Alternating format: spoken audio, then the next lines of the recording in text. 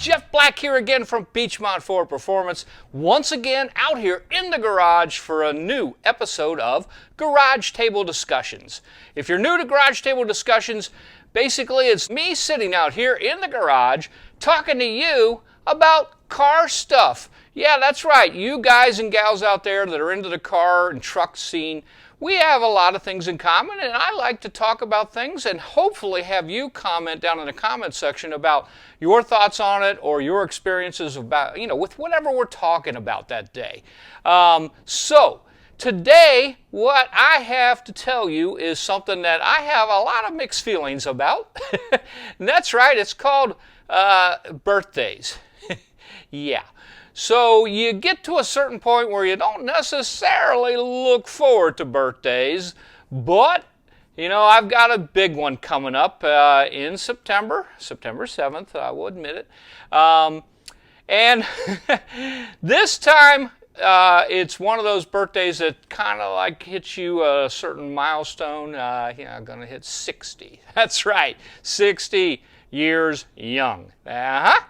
And my wife, my wonderful wife, said to me, she said, I was thinking about throwing this big surprise birthday party for you, inviting a bunch of your friends out for dinner somewhere or whatever, and, just having a nice big party.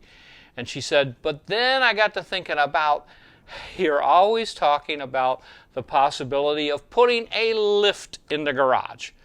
And she said, you know what, if you like, go ahead and do that instead. I'm like, heck yeah! But then I started thinking about it and really looking at things. As much as I've always wanted a lift in the garage, I've got a couple obstacles out here. First off, our ceiling isn't the highest. And secondly, our master bedroom sits above my garage, and I've got this support beam that goes across the garage, and it really doesn't give me enough height to make a traditional lift really feasible. I mean, I could do it, and I could get the car up high enough to probably get under it and do some things. I thought about a 4-post lift, but that's going to take up a lot of floor space, and I'm not really storing extra cars anymore. We used to at one time have 5 Mustangs, and I could have used it more then. Then I thought about a 2-post lift, and I thought, I'm not going to really get the car up high enough, and it's still going to take up space in the garage. Then I got to deal with probably cutting out the garage floor and putting some deeper footers in. So I ended up thinking, hey, the majority of stuff I do with my car nowadays is cleaning type stuff. Pulling the wheels off, getting in there, cleaning the wheels, and doing stuff like that. I do maybe some minor mechanical stuff nowadays, but I don't need a full-blown lift. So I looked at the Quick Jack. That's right, and if you don't know what the Quick Jack is, you're going to find out today. I ended up looking at the 7,000-pound rated one. There's a 5,000-pound rated one and a 7,000-pound rated one. But for the price difference, I went on and got the 7,000-pound.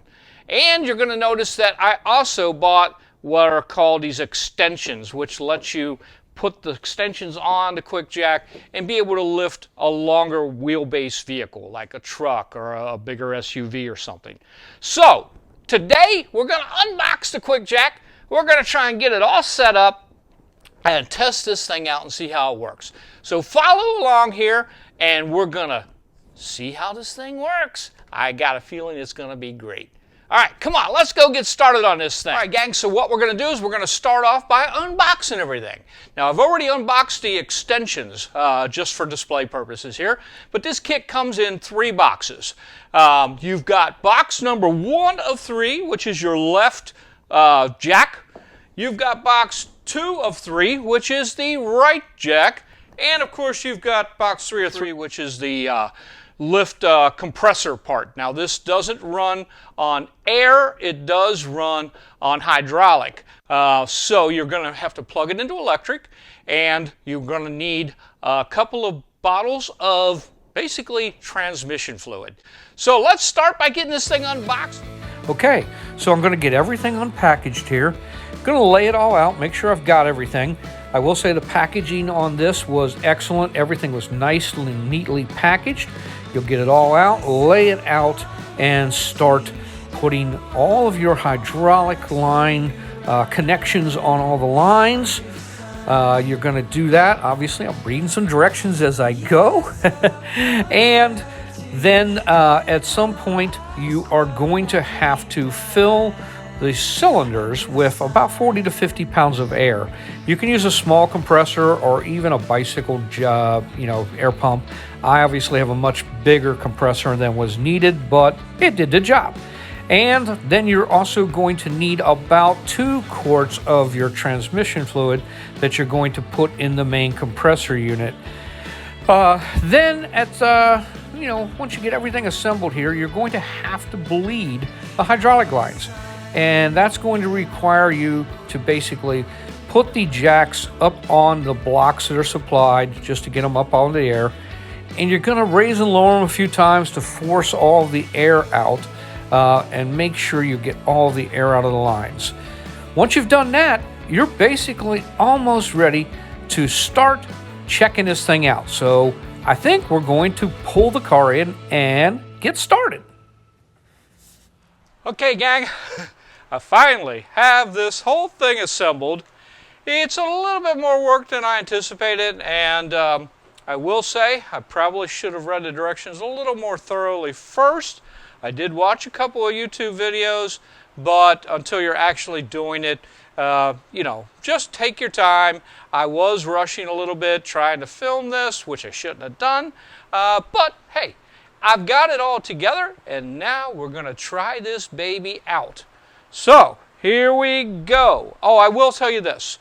If you're buying this kit for your Mustang, first off, it does help to have jacking rails under it, either the Steeda or one of the other brands, because you'll see, I'll explain this in a little bit, but there are some rubber blocks that come with this. There are actually 2 of the larger blocks and 2 smaller blocks, and they are stackable. And basically this is what you're putting under the main part of the jack that's lifting the car. Now they do make these, you have to buy them separately, that have the slits in them for your jacking points. And those are fine, but if you've got jacking rails, you really don't need these. Now the only thing that I have seen is obviously the Shelby sits fairly low. I could not use the larger block, and I have the smaller block. And I'm going to have to do some measurements here because I'm not sure if you have lowering springs, if one of these is going to fit. May have to do a little customization and actually take a table saw or something and cut these down a little bit more if you have some lowering springs. I'll let you know if I find out that in the future. But now, ultimately, is the time to try this thing out. Now you want to make sure that these are installed underneath the car evenly on both sides, front to back, and obviously left to right. You just want to make sure and double check, and before you raise the car up too far, just get it up enough to double check that. Now I've already done that here, so save some time for you. Let's put it up and see what happens. Now as it's going up, you're going to notice it will eventually lock into the first spot that you can jack it up to. It's almost there. Give it a second. Okay, now you heard that click probably.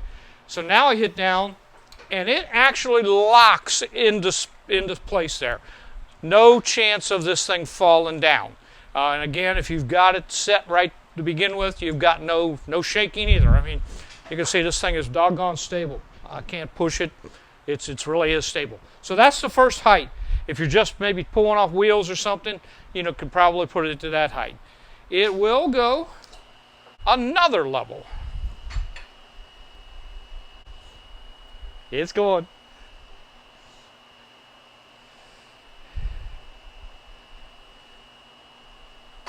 And again, once it's past that spot there, hit down and it will lock into place. Now at that height, to be honest with you, I mean, you can do a lot. Again, I did test this out. I've got a creeper. You can get on the creeper under there, and move around. You can do your oil changes. You could probably do an exhaust. I have heard people that have actually done a transmission with these. Again, mostly for me, it's going to be cleaning and minor stuff like maybe an oil change and that type of thing. But with the, again, if you don't have the ability to put a full-size lift in your garage, this is great. And it's mobile. So let's say you need to go over and help a friend work on their car. You load this up in your pickup truck and you take it on over. When you're ready to put it away, these jacks do have rolling wheels on them, so you can roll them around, put them wherever you want to store them. To put it down, again, I'm going to hit up a little bit, get it past the locking mechanism, and then you're going to lift up, and that rotates this bar. And I'm going to go around to the other side real quick. So now we're going to go ahead and put it back down.